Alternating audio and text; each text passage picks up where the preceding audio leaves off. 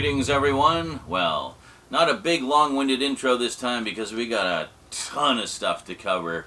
As you will all know, I am a huge sci-fi nerd, and well, it's time for a sci-fi update.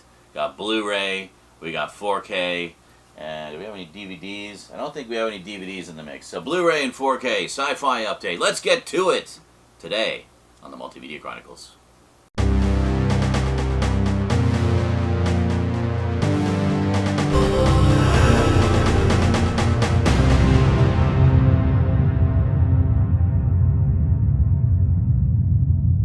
Welcome back. All right. Not wasting any time. Here we go. Go, go, go. All right. Calm down.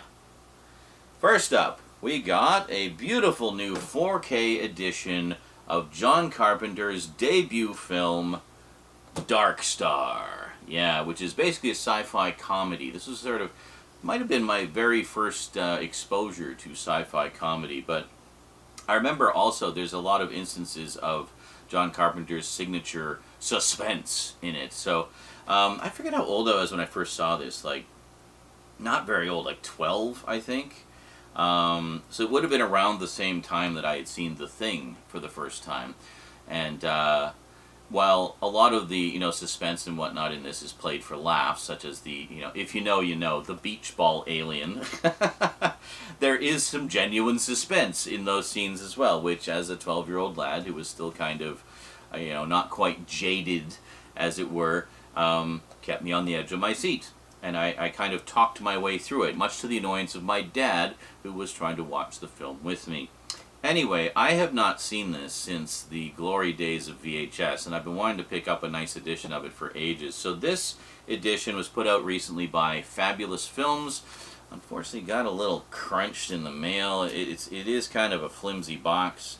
We're not looking at big sturdy hard boxes like you get from Arrow or Umbrella, but I think it more than makes up for it in content. So let's see what we got here. So there's the back. And show you the keep case here. First, do we have a reversible cover? I haven't actually checked. It is not a reversible cover. Okay, so front, basically the same as the box, and the back. So great to actually not only have this in a vast upgrade over VHS, but to have it in 4K. So definitely looking forward to that. The Blu-ray is region B locked, by the way, but the 4K is, of course, region free. And there you go.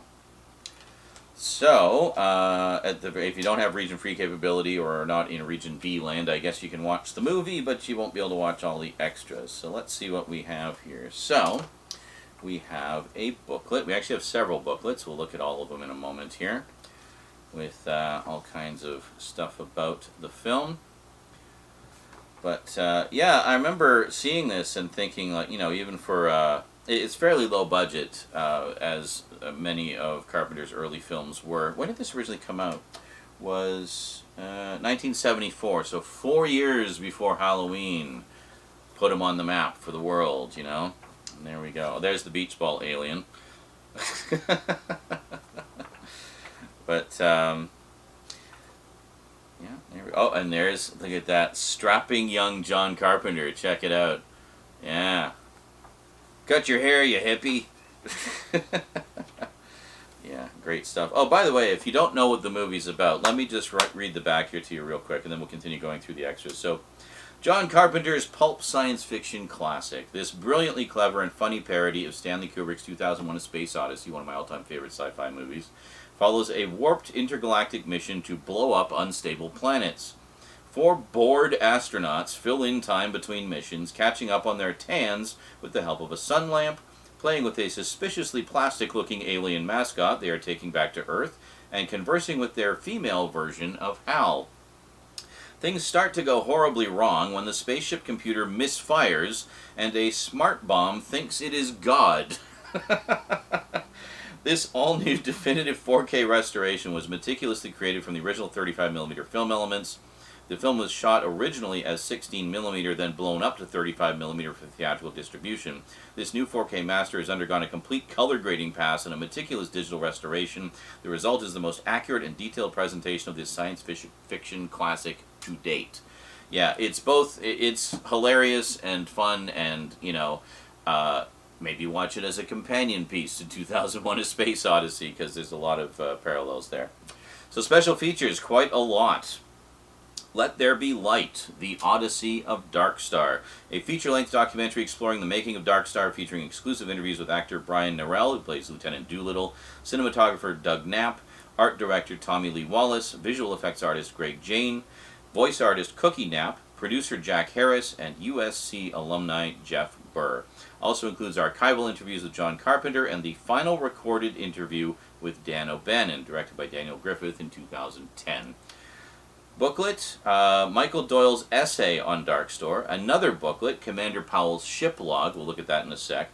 The theatrical trailer, stills gallery, poster gallery, lobby card gallery, cast and crew biographies, trivia, interviews with sci-fi author Alan Dean Foster, who was like the king of movie novelizations back in the 80s. Brian Norell, Lieutenant Doolittle, shares behind-the-scenes stories, a 3D guide to the Darkstar ship, full-length audio commentary by superfan Andrew Gilchrist, written introduction by Dan O'Bannon, 8 reproduction original film lobby cards, reproduction fold-out poster of the 2 original British quad posters, reproduction of original film campaign brochure, includes both the original 71-minute director's cut and the expanded 83-minute theatrical release. So there you go. Not only do you get it in the most pristine quality it's ever been in, but you get 2 cuts of the movie and a butt-ton of extras. Butt-ton! Not button, even though they're pronounced this, or spelled the same. Butt-ton. So, we looked at that booklet, and we also have the mission log. There we go. Very cool. I love when they give you extras that are like in-universe extras. You know, I remember, you know, speaking of sci-fi comedy, I remember getting the old Infocom text adventure of the Hitchhiker's Guide to the Galaxy, showing my age here. I still have it. I'll show it to you guys one of these days. And it came with a whole bunch of pack-in goodies in the box that were basically in-universe. So you got like, well, I'll save that for another time. But I mean, look at this. This is wonderful. Fantastic. I love stuff like this. There we go. Just a nice little addition to, yeah, what was it? Bomb 20 armed itself on accident. Yeah. We convinced it to stand down. Now it is questioning the nature of its existence. Doolittle, in a moment of unforgivable stupidity, decided to explain phenomenology to Bomb 20. Bomb 20 is convinced that the only way for it to verify its own existence is to explode. We are, in technical terms, screwed. Do not teach philosophy to smart bombs. I love it. I love it. I can't wait to dive into that. And then we have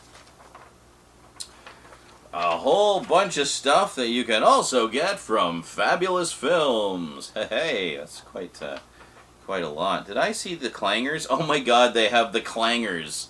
Yeah, Doctor Who fans and British viewers will know that one. They have the clangers on Blu-ray. They're basically these alien puppet things that live on the moon. It was a children's show back in the day. The Master in Doctor Who was a huge fan of the clangers, apparently. But, so, that's everything that's in the case. There's also a pack-in of stuff. There you go. There we have, holy moly, there's a ton of stuff in here. This might be all about Darkstar. So, we have, holy moly, where do I even begin here? We got the press book. Can we just like pull this out? Yeah, there we go. It'd be easier to do it this way. There you go. So this is a reproduction, I guess, of the original press book sent out to advertise the film. very cool. We got a poster. Hold on. Oh, yeah. So this is the reproduction of the original UK quad posters. So we got this one.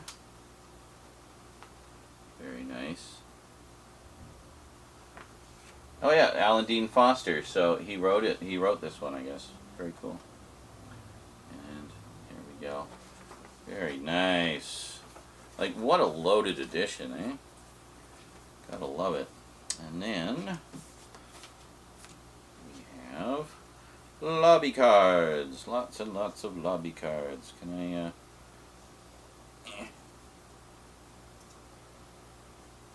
There we go.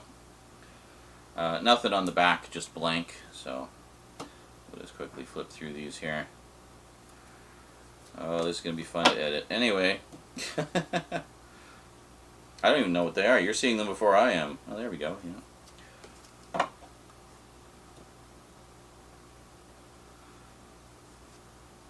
It's kind of hippies in space vibe, as I recall. But yeah, very funny. And glorious old school practical effects.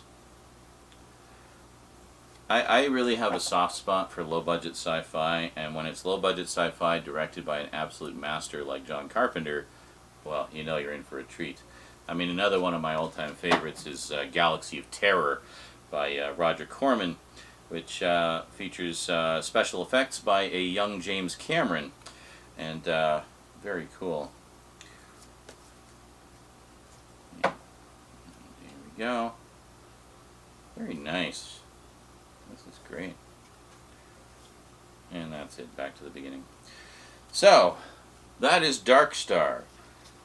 Item number 1 on today's update. I probably should have just done that as a separate closer look, but whatever. Now we don't have to, because we already did it. Hold on. Oh my god. I hate how, like, precise you have to be. There we go.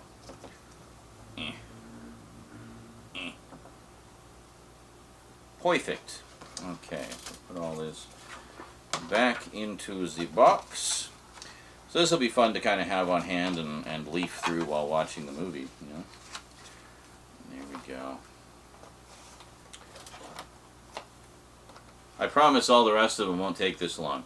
Anyway, who cares? You guys like my long videos anyway, right? So Dark Star, highly recommended, available now from Fabulous Films. Next up, we get into some post-apocalyptic stuff. We have Deathsport, starring David Carradine. Yes, Bill himself, or Kane if you're a Kung Fu fan. And there he is in all his, well, basically like a kind of futuristic Conan kind of thing. Got his loincloth going on. So this was from, from Scream Factory. This was actually a re-release of one of their previously limited edition Blu-rays. They recently re-released a whole bunch of them. So I missed it the first time around, so wanted to grab it this time around. So this one is from 1978. 1,000 years in the future, following the Great Neutron Wars. You guys remember the Great Neutron Wars? The world is divided into desert wastelands and isolated city-states. Lord Zerpola captures the notorious Death Ranger Kaz, David Carradine, to fight to the death in his game, Deathsport. Now Kaz must face his past, fight for his future, and save the city from the war that Lord Zerpola is getting ready to wage. Co-starring with Carradine are Claudia Jennings from The Great Texas Dynamite Chase and Gator Bait, Jesse Vint from Forbidden World, another Roger Corman one, and Macon County Line, and Richard Lynch, the always wonderful Richard Lynch, played so many great baddies from The Sword and the Sorcerer, Bad Dreams. I also remember him from the original Battlestar Galactica. Yeah, good stuff. And then extras, we got audio commentary with co-director Alan Arkush and editor Larry Bach, the theatrical trailer, TV, radio spot, and still gallery. So not a ton of extras, but still nice to have one of those rarities, and I will be adding that to my post-apocalyptic sci-fi section. Next up, we have one from Umbrella, which is basically a bit of a blind buy for me. Well, I guess technically a lot of these are, but this was very much a blind buy. I'd never even heard of this movie before, and it just sounded so wild. I was like, yeah, that sounds like too much fun. I'll throw. I was already buying a bunch of things from them anyway, so what's one more title, right? We have Sons of Steel. Yeah. This is from, when did this come out? What does it say? Usually it says 1988. Yeah, so some 80s sci-fi. So this is part of their Beyond Genres line. So, what's this one all about? So I thought this guy with basically his penis bike. Yeah, that should kind of give you an idea where we're going here. An out-of-control world needs an old-fashioned hero. The nuttiest, wildest, most utterly insane science fiction, time-traveling, rock opera, eco-terrorist action film. That alone sold. Australia has ever produced. Sons of Steel is a no-holds-barred kick to the cerebral cortex. Once seen, you'll never be quite the same. World-famous hair metal, impresario, and eco-warrior Black Alice is imprisoned in a stasis hologram by the dictatorial leaders of Oceania, the corporate entity that now rules what was once Australia. Trapped in endless slumber for eons until he is accidentally freed by two barbarian warriors who patrol a vast wasteland, Black Alice learns that the home he once knew was destroyed by an adrift nuclear sub that floated into Sydney Harbor. Determined to undo the sins of the past, Black Alice must travel back in time to stop evil scientist and corporate stooge Secta from destroying everything and everyone he holds dear. Lovingly restored from original film elements under the supervision of director Gary L. Keedy, and complemented by a host of additional extras, this rarely seen gem will knock your socks off, stuff them in your mouth, and hog-tie you in front of your TV. There is no escape from Sons of Steel. And according to voicesfromthebalcony.com, this is one of the most insane, anarchic, and downright mental films I have ever seen. So, special features, we got a feature presentation in the original aspect ratio of 1.85 to 1 in 1080p. Alternate open gate presentation in 1.33 to 1, so that's full frame where it's unmatted, so you see more. The making of Sons of Steel. MTV goes to the Australian premiere. Access all areas. Sons of Steel destroys the movie show. Nightmare, with a K, short film. Fighting for You music video. Parallel Worlds by 2UP music video. Trailer, limited edition original soundtrack CD. Limited edition Sons of Steel Futures End 48-page booklet. And by the way, even though this is an Umbrella Entertainment Blu-ray release, it is region-free. So if you don't have region-free capability, don't worry, Sons of Steel has you covered. Let's crack this open. I want to see what's in it. I also kind of want to watch it. It sounds like a blast. So, set that aside.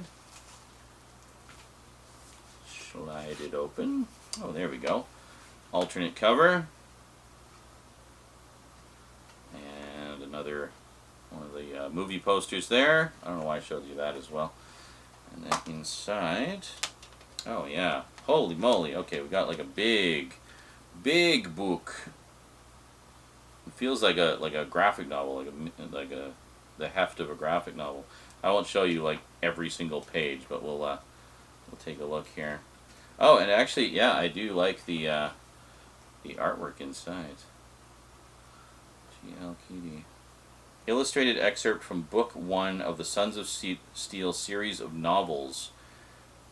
Wow, okay. This is like a whole like thing that I didn't even know existed. This is crazy. So this is like, so they have like books, I guess, set in this universe and stuff. Like, I'm totally new to this. I have no idea. I never even knew this existed until I saw the Blu-ray. But very ghoulish. But yeah, and you got like I don't know, is that storyboards or comic panels or no? I don't know. I just like the look of everything. It has that wonderful new book smell. Well, that's really cool. So it's not just like a book of behind-the-scenes stuff. It's like a full-on, like, you know, a book set in that universe. And then I'll just spin this around here. Just kind of put everything in its place. So here we got the discs and the movie and special features, and then the soundtrack, and then underneath. Well, here actually I'll take the insert out so I can show you. So the insert gives you all this information about the soundtrack and the tracks on it and stuff like that. Very cool. Wow. Cool. I mean, I love discovering new stuff like this, especially that, you know, I'm guessing this has a massive fandom out there that is probably now going to leave a bunch of comments like, how could you never have heard of Sons of Steel? It's huge. Well, it's not here. Sometimes things are just huge where they come out, you know. I mean, I imagine this is massive in Australia, but anyway, happy to finally experience it. There we go. Excellent. So, next up, we have the latest chapter in an ongoing saga that had a couple of missteps along the way, but seems to have found its way again. I understand the latest ones have been quite good. We have Predator Badlands. Yes, now I may have picked up the 4K set of the previous movies, but we'll talk about that in another time. At another time. But anyway, suffice it to say, I'm all caught up on Predator. In terms of the releases, just waiting to see if maybe the animated movie gets a release. We all seem to be just waiting with bated breath for that. But check this out, like beautiful embossed slipcover, which is so rare for like a studio release these days. So it's really nice to see that, and a very nice matte finish. I really like this a lot. Fabulous. And then I think it's just the same artwork underneath. Yeah. So obviously I still have to see this. As you can see, it's still wrapped, but yeah, but it's nice to see the Predator franchise finally back on track. I've heard that Prey is excellent. I heard this was great, and a lot of people like the animated one as well, so yeah, go Predator. Bonus features, we got, let's see, in embodying the Predator, meet the artists as they bring one of the most terrifying creatures to life on screen. Authentic Synthetics, join Elle Fanning as she describes crafting her two characters. Building the Badlands, uncover how real locations are transformed into a threatening landscape. Deck of the Yautja, see the development of the Yautja's homeworld, spacecraft, and family dynamics. Audio commentary by director Dan Trachtenberg, producer Ben Rosenblatt, director of photography Jeff Cutter, and stunt coordinator Jacob Tamuri. And finally, deleted and previs scenes with audio commentary by the director and filmmakers. Well, that sounds awesome. So Predator fans be eating good right now. And yeah, so next up, this is one that I've been wanting to check out for a while, but again, it just kind of slipped under my radar for ages and ages and ages. From the director of the Resident Evil films, which I know are universally loved. That may be a little bit of sarcasm there. I like them, you guys know I like them, but you know, whatever. But he did also direct the first Mortal Kombat film, the 90s one, the good one, yeah. And he also did a little film called Event Horizon, which is one of the greatest sci-fi horrors of all time, so yeah. As much as you might not like the Resident Evil movies, dude's made some good movies too. Well, this is another one that he made because apparently he's also a huge Blade Runner fan. Can't fault him there. And this was his attempt to step foot into that universe in kind of sideways fashion, but unofficially. But I know a lot of Blade Runner fans that like to include this alongside Blade Runner as kind of a side story. We are talking about Kurt Russell in Soldier. So basically think of it like this. We know all about replicants going to off-world colonies to do the manual labor and to be, you know, recruited as soldiers and stuff like that. That's basically what this is. This is about those types of, genetically created humans.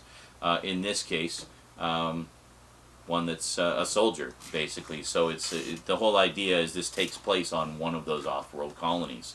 So, very cool. It's totally unofficial and technically not canon, but I think we can let it go because apparently it's a really fun movie.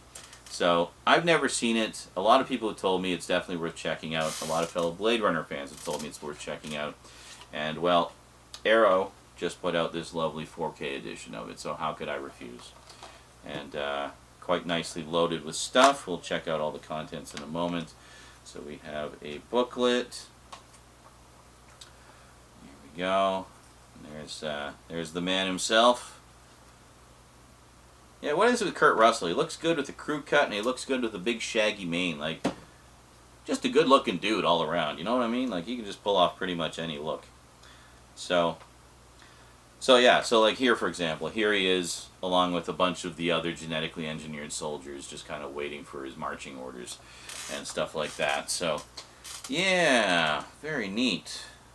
Very neat. And loaded with practical effects as well. So, yeah. Yeah, I think I'm going to enjoy this. But, yeah, there we go. A few shots from the film.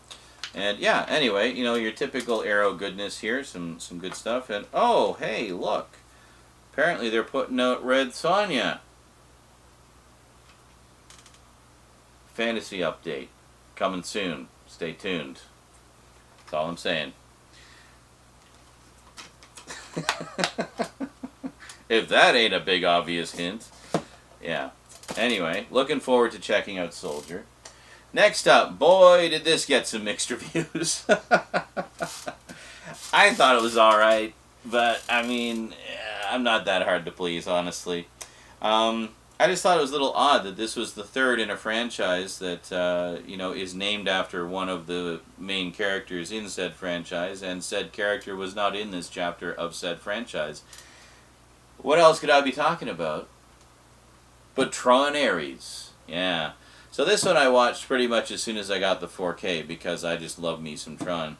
Yeah, I thought it was okay. I think Legacy was better, but I do like that this is a proper sequel, you know, and that they tried some different things. I like how they kind of flipped things on its head, where it's like, well, we're always going into the Tron world, but what if the Tron world comes to our world, you know? I mean, come on, seeing light cycles bombing down the sideways, slicing cars in half with their light walls. I mean, that's cool. I would watch it again. Plus, I mean, the Nine Inch Nails music is frickin' awesome. So this one has piles of extras. We got The Journey to Tron Ares. Join cast and crew for an in-depth making-of look at Tron Ares. Light cycles on the loose. Check out the most action-packed sequences in the film. So is that just a clip show? The artistry of Tron Ares. Discover what drives the storytelling in and out of the grid. Cast conversations. Sit with the cast as they reveal funny and memorable on-set experiences. The Legacy of Tron. Catch some Easter eggs and cameos as Tron continues to leave its mark. And deleted scenes. Now, I haven't really dived into the extras on this yet, but I will definitely be doing that at some point. Yeah, so what I was saying was kind of odd to have a Tron movie without Tron in it. And Bruce Boxleitner's still around. I'm just saying, he could have like had a cameo or something, or I don't know. But yeah, I thought it was all right. I mean, it wasn't quite the follow-up to Legacy that I think a lot of us were hoping for, especially that Legacy gave us Cillian Murphy as Dillinger's son, set to take over, you know, NCOM and everything. And I would have liked to see some follow-up there, because I would love to see, whenever Cillian Murphy has played a villain, he's really good and really compelling. Like, you remember him as Scarecrow in the Dark Knight trilogy? He was great. I wish they had done a full, like, movie with him as Scarecrow instead of just basically having him in more or less cameos. But, you know, when I saw him as like, Dillinger Jr., I was like, oh, yeah, fuck yeah. Like, give us him in the third one as the big bad, but no. Oh, well, I guess 15 years from now we'll get Tron 4, and maybe there'll be something else in there. You know what I actually really wish they would do? Is put out a Blu-ray set of Tron Uprising. The animated series, you guys see that? It's so good! Which basically bridges the gap between the first and second movies. But, see, another case of, like, side media being canonical to the main movies, right? Anyway, next up, kind of getting into a bit of a cyberpunk thing here. Did you notice? We got Soldier, which is kind of sideways related to Blade Runner, which is considered a cyberpunk classic. Tron Ares, which is, you know, it's Tron, it's computers, again, kind of cyberpunky. So now we're going into like just weird cyberpunk territory with Pinocchio 964. Yeah, so this is, how can I even describe this? Well, this one's from 88 Films, and let me just read the back here to you. Pinocchio 964 depicts the nightmarishly surreal adventures of an illegally manufactured sex android found abandoned by his former owner and rescued from the scrap heap by a young woman, Himiko. She begins to tutor him in the ways of the world as if he were her own child, but with his original creators closing in, eager to conceal his existence from the authorities, it is not long before Pinocchio goes completely rogue. The featured debut of filmmaker and industrial musician Shozen Fukui, Rubber's lover, presents a raw, hand-tooled vision that unfolds with a visceral and stomach-churning intensity as a breakneck charge through a brutal and uncaring post-industrial netherworld. 88 Films proudly presents this classic of early 90s Japanese cyberpunk cinema for the very first time on home video in the UK in a new HD scan. And this is number 2646 of 3000. Damn, I almost missed it. That's actually a really like high number, isn't it? But I'll just give you a little look-see here. Very nice. This looks wild too. Like it's do we have yeah, let me just show you the here. So they do this with a lot of Asian releases, is they'll put the obi strip in and you can, you know, have that on the side if you want. But here's the full cover art, which is just awesome. And then there's this cover art, which maybe you might have seen this around. I remember when this was sort of making the rounds a while ago, seeing that image. So, yeah, and then what do we have here? We have a booklet. Oh, another wraparound cover, actually. There we go. Very nice.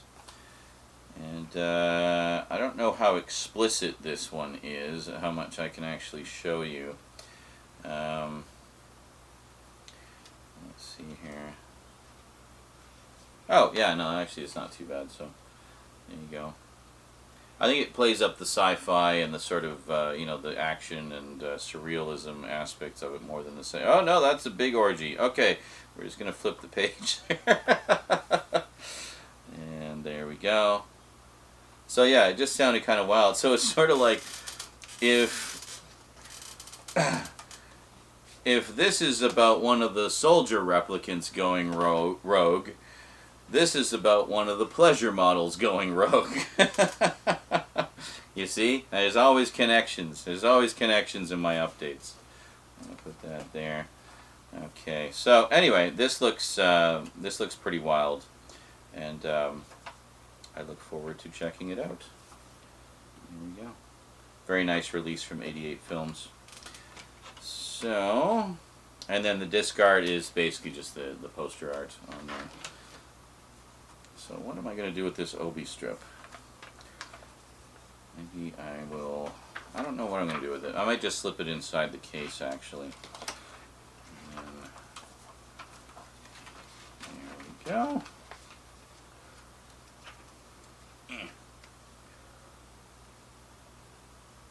Beautiful.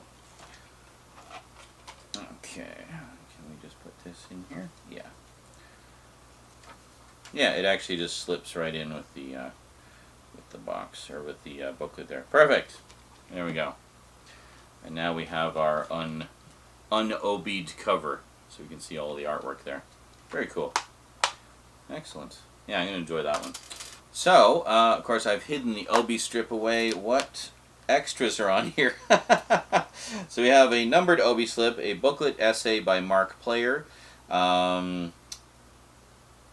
Oh, it also has, oh, it's a DVD. It's, wow, it's a Blu-ray and DVD.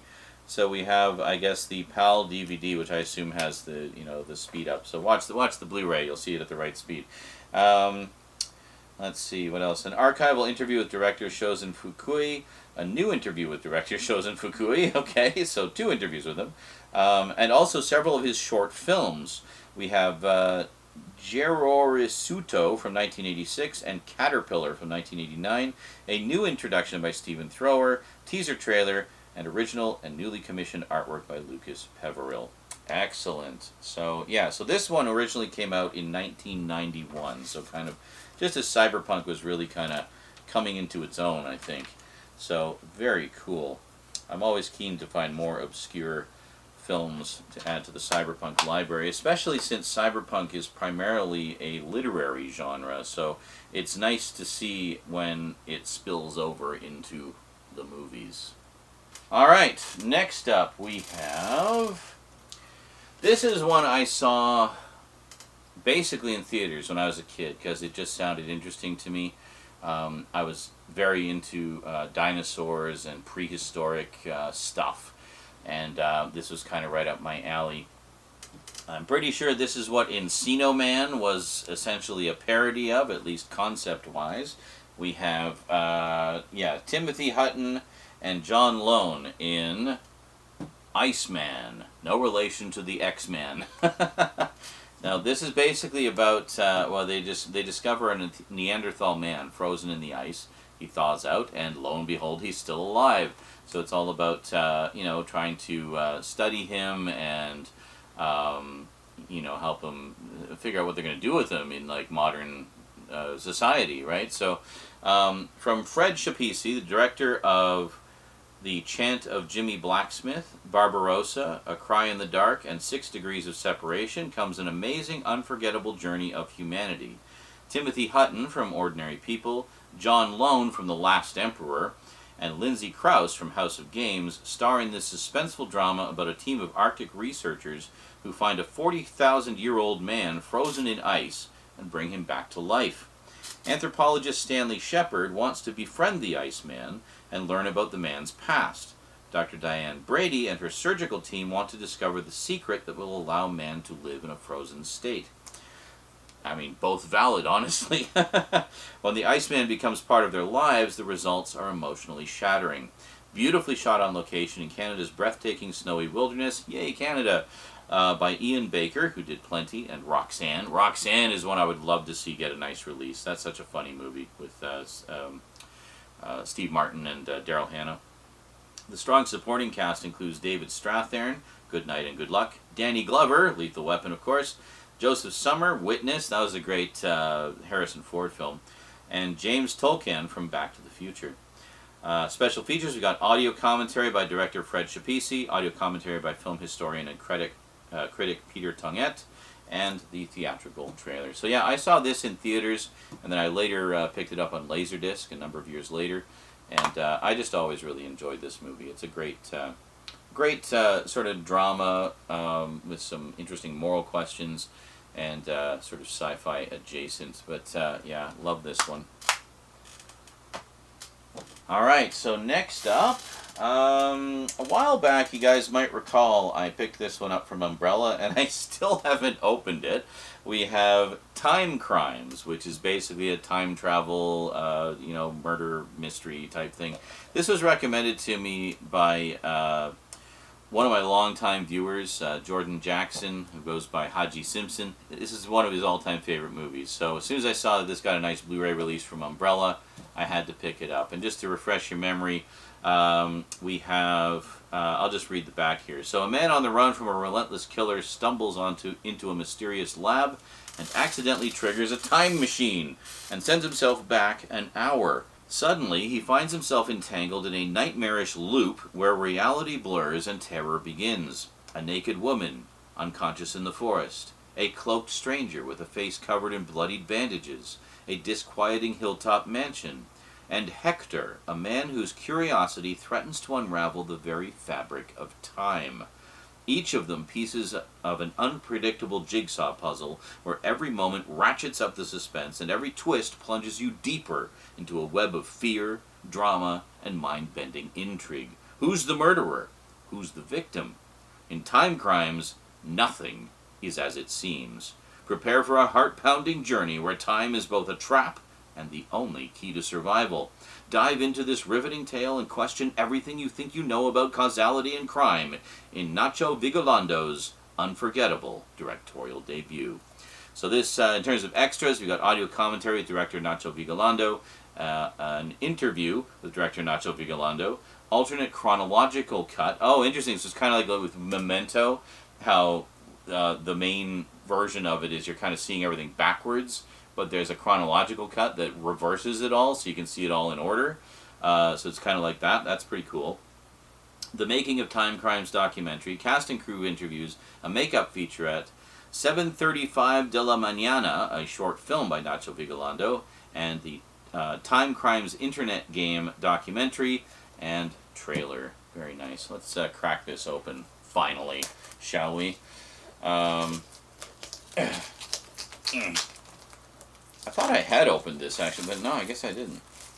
Obviously.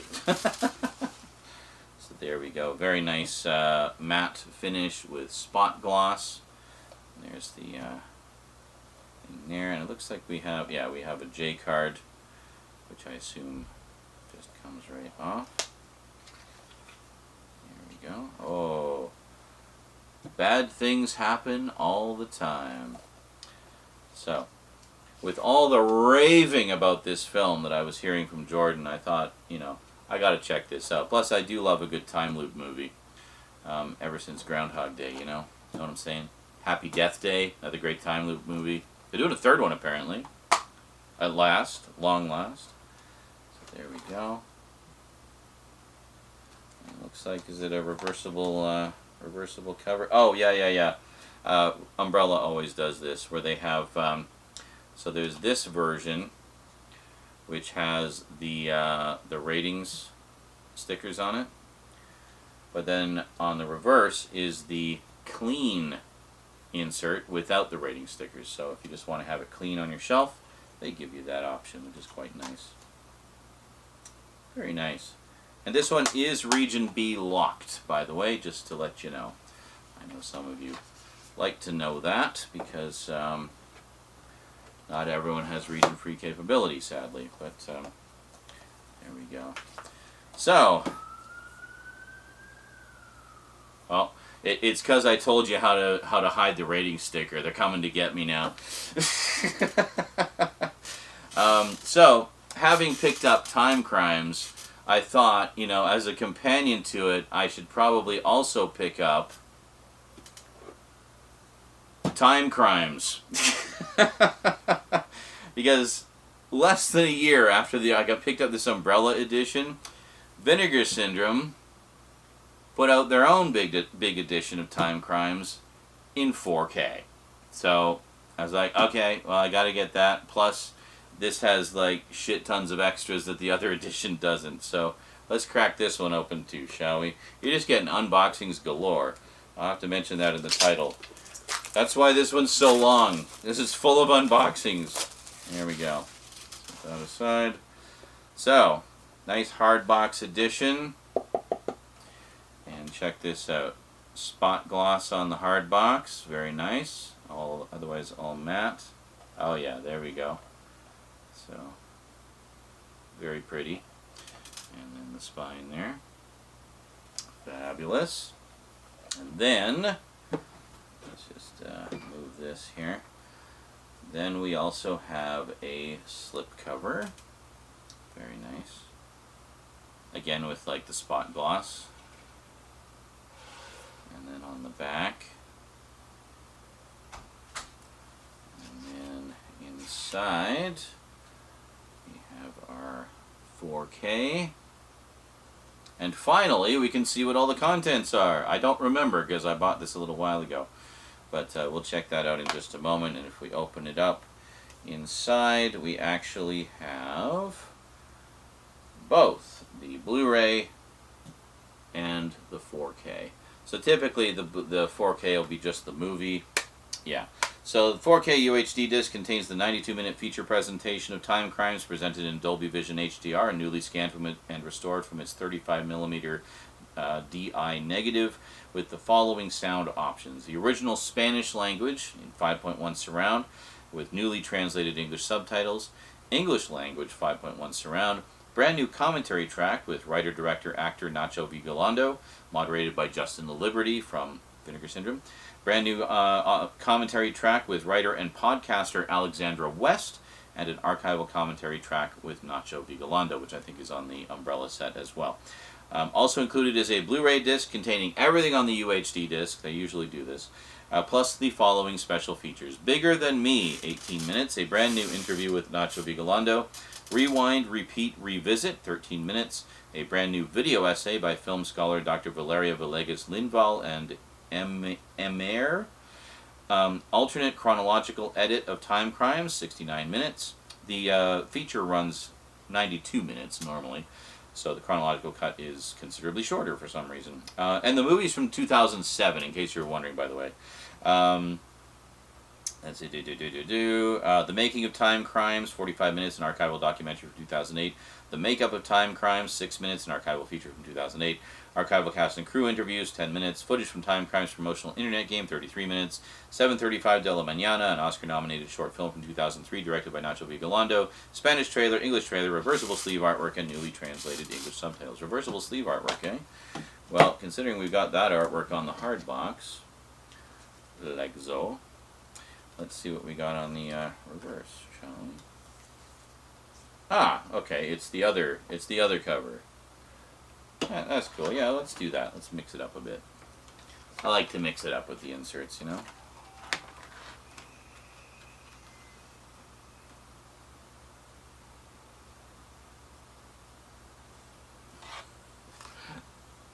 Alright, so let's put all this back together.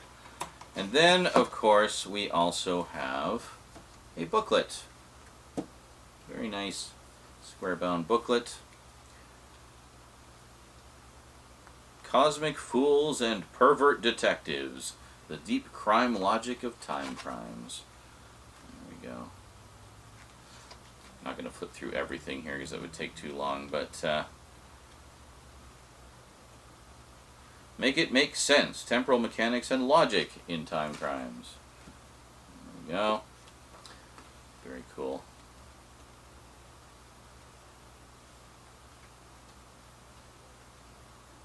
Yeah, no, this looks great.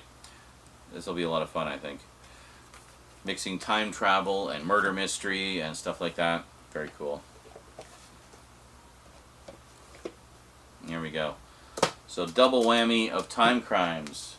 What else? Next up, this one is an upgrade. And of course, we just had a sequel that came out umpteen years later, which I definitely plan to pick up when the home video version comes out. We have Spaceballs, the UHD. Yeah, so at long last, we have Spaceballs in 4K with a whole slew of new extras. This is from Arrow. Yeah, the last version I had of this, well, and still have, is basically an old Blu-ray edition that was sent to me by a viewer a long time ago. And yeah, so I was long overdue for an upgrade. And, well, here it is. And we have alternate artwork underneath. You can see I already opened this one up. And there we go. And if we open it up here, yeah, so we got little information about the presentation in this particular edition. Got our cast list, of course. We got,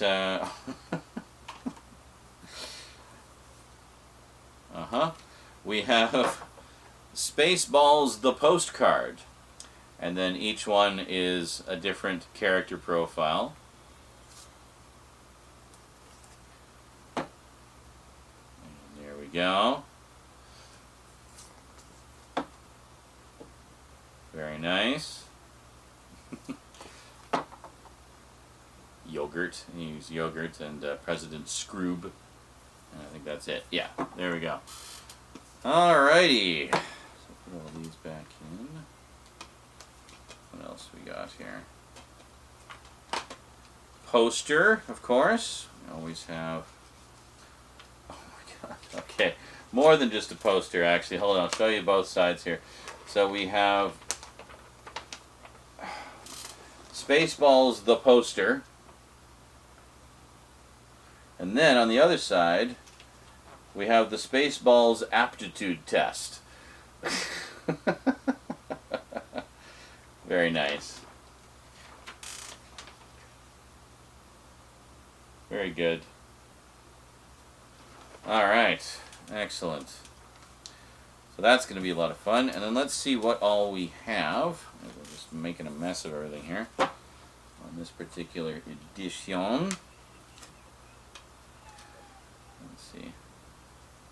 And I see we got an edition of Hard Boiled coming out. I think that's out already now. But, yeah, very cool. That hasn't had a video release in quite some time, I don't think. So that's cool. Put everything else in here.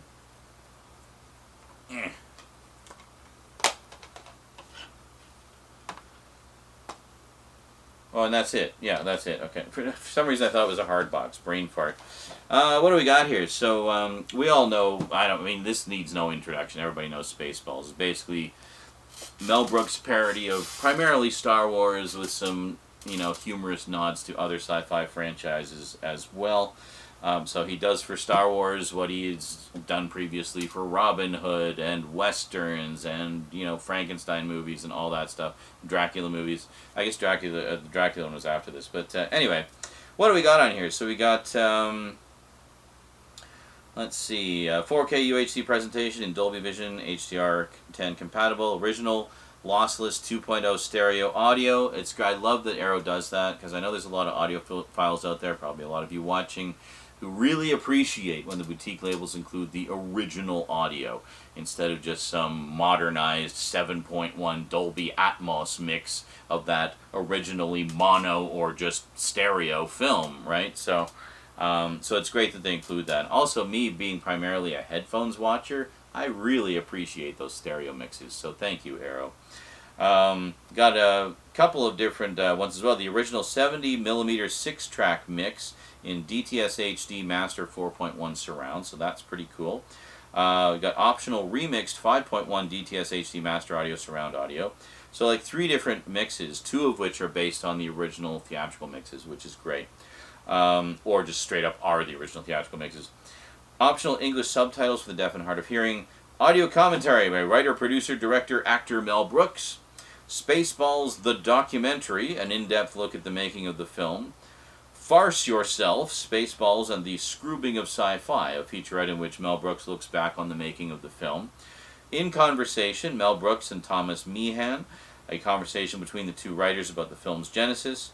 John Candy, Comic Spirit, a retrospective look at the life and career of the late comedian. Oh, I think just, like, how many actors have there been that are just so universally beloved as John Candy? You know, like he's definitely one of those all-time greats that will always be remembered fondly. Archival behind-the-scenes featurette, storyboard to film comparison, Film Flubs, a humorous look at the film's goofs and continuity errors. Watch Spaceballs in ludicrous speed. So what's that, like 30 seconds long? Moggies and Dinkies Alien Soundtrack. Extracts. Extracts. I put the emphasis on the wrong syllable. So yeah, Moggies and Dinkies Alien Soundtrack Extracts. That's what it is. Exhibitor trailer with introduction by Mel Brooks. Theatrical and teaser trailers, Spaceballs, the behind-the-movie photos, Spaceballs, the costume gallery, Spaceballs, the art gallery, image gallery, reversible sleeve featuring 2 choices of original artwork, and double-sided fold-out poster, and 4 postcard-sized art cards, which of course we looked at. Spaceballs, the postcards. Very nice. Next, we go from sci-fi comedy to, well, another upgrade, but one that I know I'm going to enjoy. I'm basically treating 4K as an endgame format, okay? I'm pretty sure it's going to be the last major physical media format we get with all this push for digital these days, which of course I hate, and I know a lot of you do too. So, when I see a movie I like or what have you get a 4K release, and it's a nice 4K release, I tend to, want to get that, and then I'm good. I never have to buy that movie again. So, we have the Planet of the Apes trilogy. So this is the recent one. Well, when it was still just a trilogy. Yeah, as far as reboots go, this is how you do a frickin' reboot of a classic franchise. Like, what a great set of movies. I still need to see the third one and the fourth one, but I loved the first two. So this was a no-brainer for me. Had to get the upgrade. And, yeah, I mean, it's got them all. Let's open it up, shall we, since we're opening everything up. Unboxing time! Because I just cut my nails, too, so... Come on. There we go. Now put your back into it. Okay. So, oh, we got our J card here. Whee! Okay. Let's take the snot glue off. Oh, for freedom, for family, for the planet. There you go. Very nice. We'll set that aside. So we have, oh, seriously? You like individually shrink wrapped all of them? Well, I'm not going to do all that opening up right now. So we got this. We got, what do we got for extras on here? Oh, here we are. So yeah, so once again, much like, is often the case, it's something to do with the limitation of 4K. 4K can't do anything that isn't like below high def resolution or something. So what they tend to do is they'll just put the movie in like super bit format to get the maximum bit rate and just incredible quality on the 4K disc, assuming they haven't messed up the transfer in the first place. I'm looking at you, James Cameron. Anyway, and then they put all the extras on the Blu-ray. So it looks like they've done that with this as well. So so the 4K disc just has the movie, and that's it. The Blu-ray has the movie as well, plus the extras. We got 11 deleted scenes, The Genius of Andy Serkis. Well, that's undisputed as far as I'm concerned. The guy's amazing. Scene breakdown, A New Generation of Apes, Breaking Motion Capture Boundaries, The Great Apes, Mythology of the Apes, Composing the Score with Patrick Doyle, Audio Commentaries by Director and Writers, and Character Concept Art Gallery. So that's the first one. And then we have, that's Rise, and then we have Dawn. There we go. Same deal again. Movie on the 4K, extras, and movie on the Blu-ray. So this one we have Dawn of the Planet of the Apes in high definition. Journey to Dawn, Andy Serkis, Rediscovering Caesar, Humans and Apes, The Cast of Dawn, The World of Dawn, The Ape Community, Move Like an Ape, an Artist's Medium, Weta and Dawn, so Weta Workshop, The Fight for a New Dawn, Deleted Scenes with optional audio commentary by Matt Reeves, feature audio commentary by Matt Reeves, and gallery, photo gallery. There you go. So that's Dawn. And then finally we have, there's like an insert in here. Okay, we'll take a look at that in a sec. And then we have War for the Planet of the Apes, the Ultimate Collector's Edition. Oh. It's ultimate, folks. There you go. So we have, so this one we got audio commentary by director Matt Reeves, deleted scenes with optional audio commentary by director Matt Reeves, Apes, The Meaning of It All, and more. Well, that seems slightly less ultimate than the others, but I'll take their word for it that there's more on there. So there's that. And then what do we have? We have this insert, which I was actually not expecting because it's a studio release, and you never get frickin' inserts of studio releases these days. What do we got here? Oh, wow, it's like a... Okay, hold on. Neat. Okay, they kind of did something like this with the... you guys remember when I showed the 40th anniversary set I have of the original Planet of the Apes franchise? So what we have here is kind of a, looks like a sort of a timeline of events, like key events across the saga. Very cool.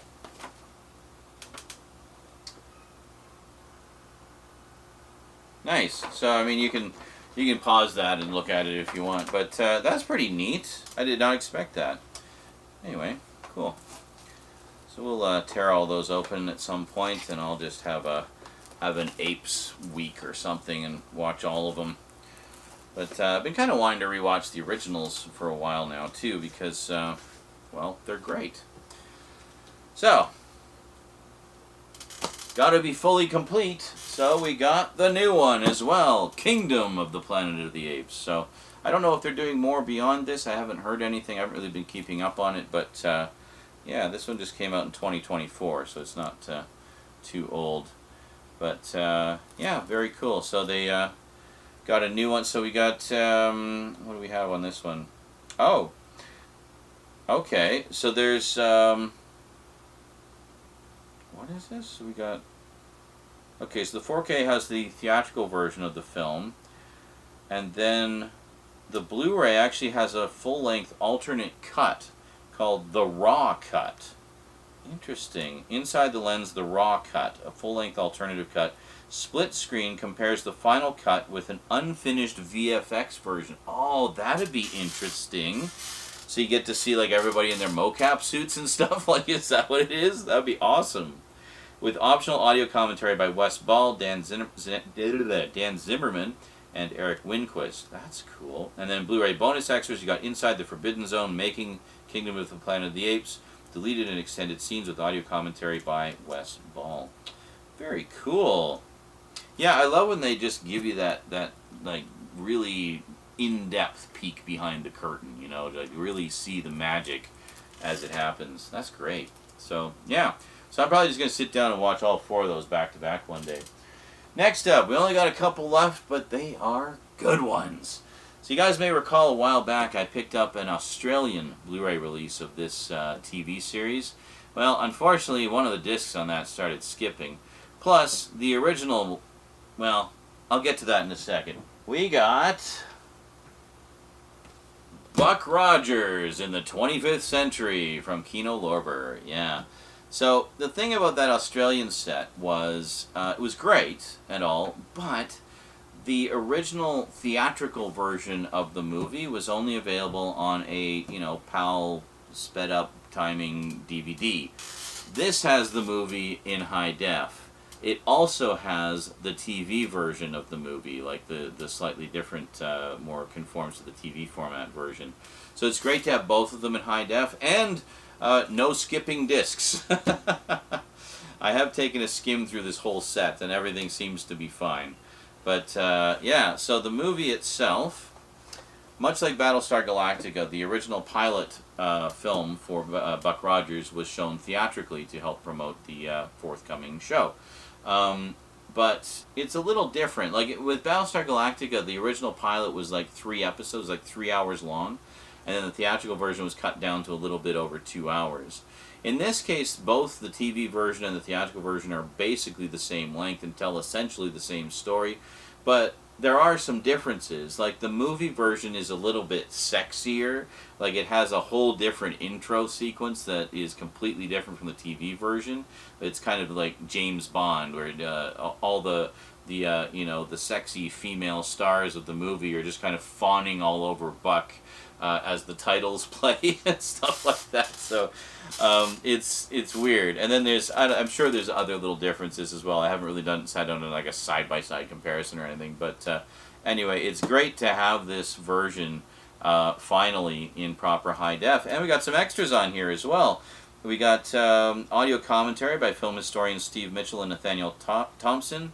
A special 9-minute theatrical preview, which I think is something they tagged on originally in the theaters to promote the forthcoming series. 2 radio spots and the theatrical trailer. So there you go. Very cool.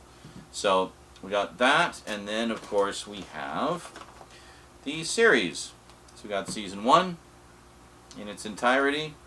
We got audio commentaries on 9 episodes by film and TV historian Patrick Jankiewicz, who is the author of Buck Rogers in the 25th Century, a TV companion.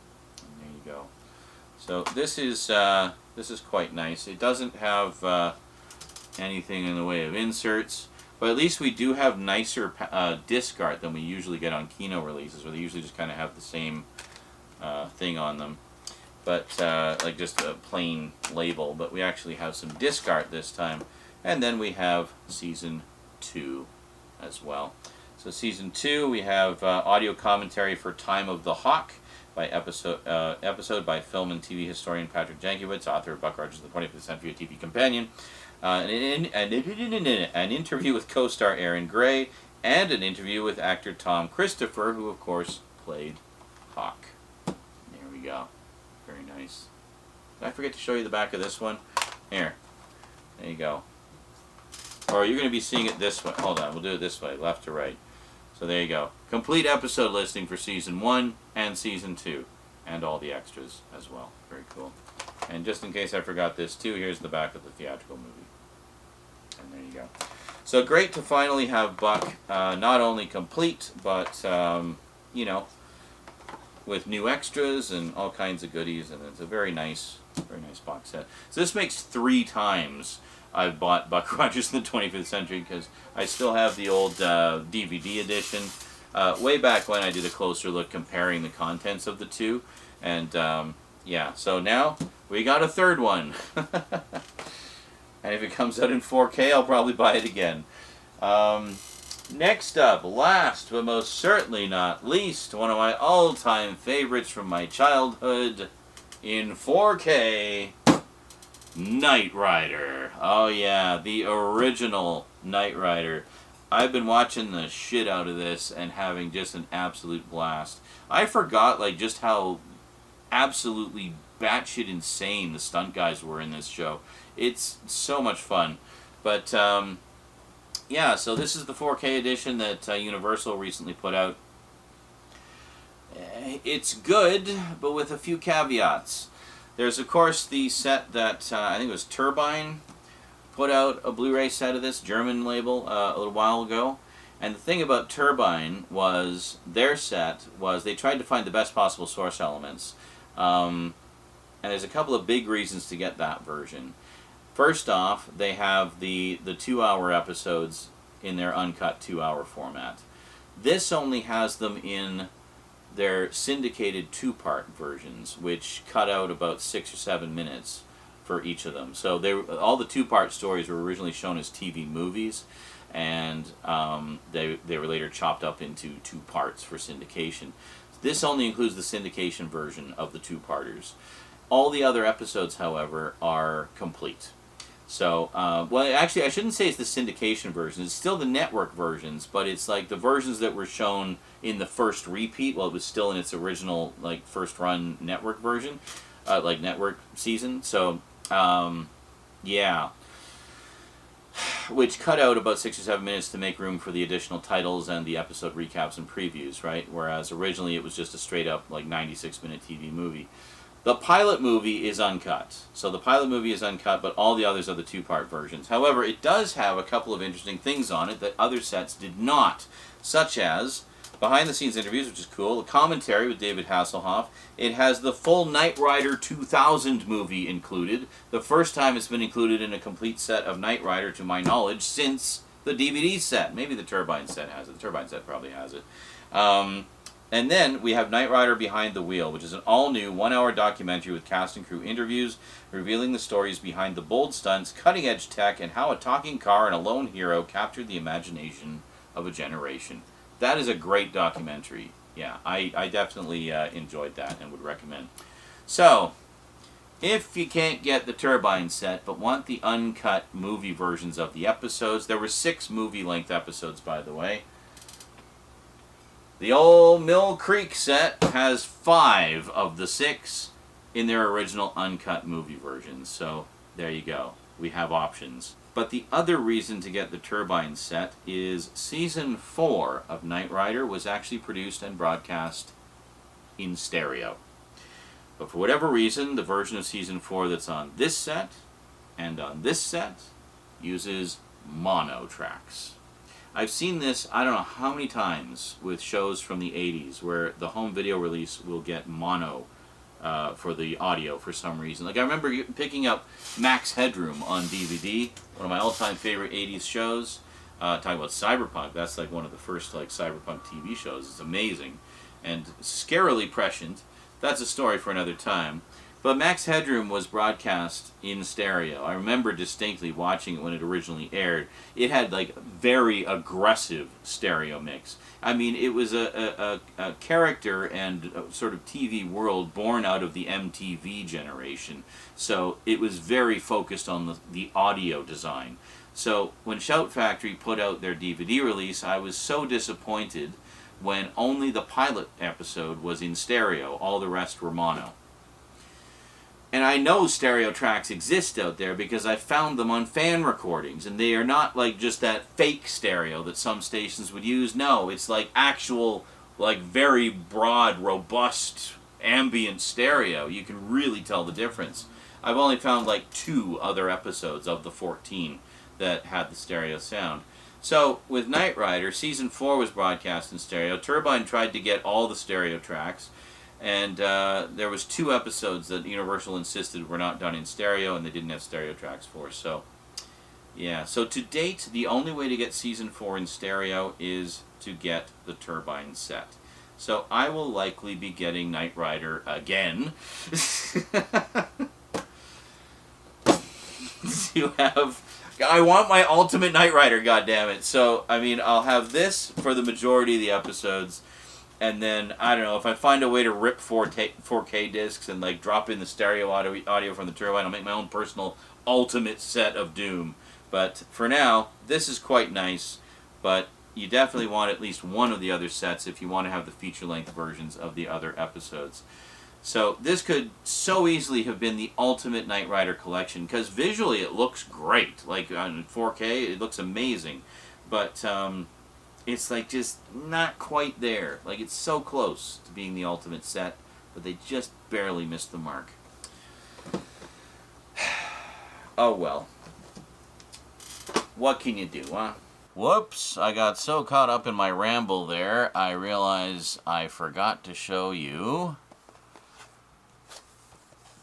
the cases of the Knight Rider set. Yeah, I just got so caught up in talking about the differences and what was missing and what was good and what was bad that we didn't actually do our little sort of impromptu closer look. But that's okay. I get to give you a better look this way, which is quite nice. There we go. So, season 1 looks like this. And there's the spine. The back. Now, one thing I will say is nice about this set is they did actually carry over all of the featurettes from the old DVD release from many moons ago. And there we go. So each disc actually lists the episodes on the discs, which is quite nice. There's no booklet or anything, unfortunately. It would have been nice to have some kind of, you know, episode guide to have on hand, but yeah, what are you going to do? And there is season 2. And this is a red spine. There we go. And as you can see, they dumped all the extras onto the season 1 set, just to kind of have it all there. Yeah, nothing much to speak of with the disc art, but that's fine. I mean, it's functional, right? And I'm sorry I didn't turn all these around, but you get the general idea. Season 3.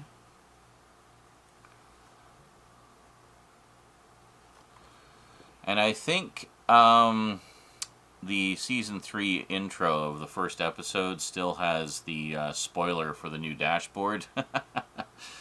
Oops! They did fix that on the Turbine set, by the way, I found out. So you actually get, you don't see the new dashboard until you're in the episode. Spoiler, there's a new dashboard in season 3. Yeah. I think everybody knows anyway. But it would be just nice to kind of have that consideration. And season 4, presented for your pleasure. And season 4, presented for your auditory pleasure in glorious mono.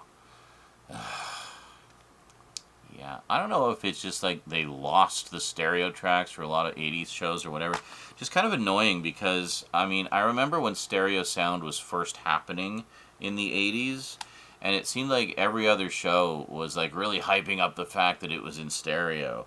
You know, you'd always see the broadcast in stereo in some areas at the beginning, and it was like a big deal. They always hyped it up. So it's annoying when they have these old shows that were originally hyped up to be in stereo, and they put them out on home video in mono. Come on, guys. Give us our aggressive mix stereo sound of 80s shows, you know? And that was the thing, because stereo was new, all the shows that used it had like super aggressive mixes, which are honestly really fun to listen to. I also found out something. This is a fan's kit from mykit.de, I believe. And he's basically a Knight Rider superfan who had his own replica of Kit made.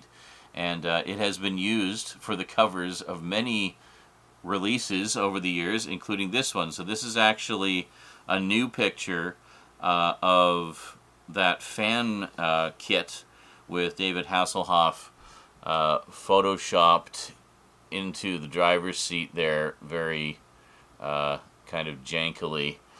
Yeah, see, at first I thought this was just a shot from the opening titles, but no, it's actually kind of a recreation of that. And if you look at the opening titles, it's more like what you see on the Turbine set, where it's kind of that pinkish desert environment and such, which we've seen many, many times in the opening titles of basically every single episode of the show. Alrighty. Now, we've done all the closer looks and unboxings, and I think we're good. Alrighty, folks, that is it from me to you for now. I'm just going to set all these up so I can do my thumbnail after. There we go. We'll do this. Get a little peek behind the curtain here, too, eh? Alright. Excellent. Alrighty, folks. Hope you enjoyed. I know this was a long haul, but what can I say? I'm a big sci-fi nerd, and I thought, hey, why don't we do some impromptu unboxings and closer looks, and then I don't have to do them later. And I can start watching all this stuff. Alrighty. See you next time, folks. Until then, thanks for watching, and sayonara.